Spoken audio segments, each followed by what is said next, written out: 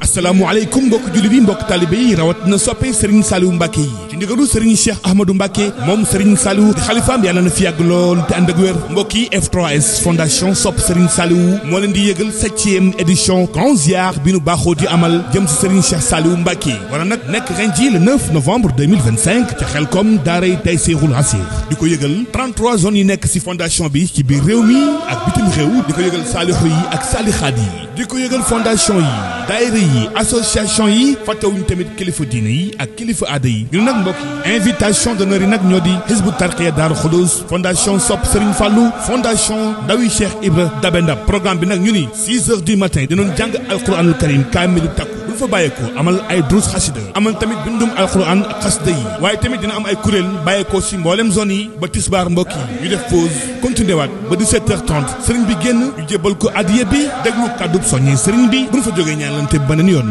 fondation Sope Serigne Saliou di ñaan yàlla nañ ko fekkee ak jàmm tey ñaan Serigne Cheikh Saliou Mbacké bi yàgg fi lool te ànd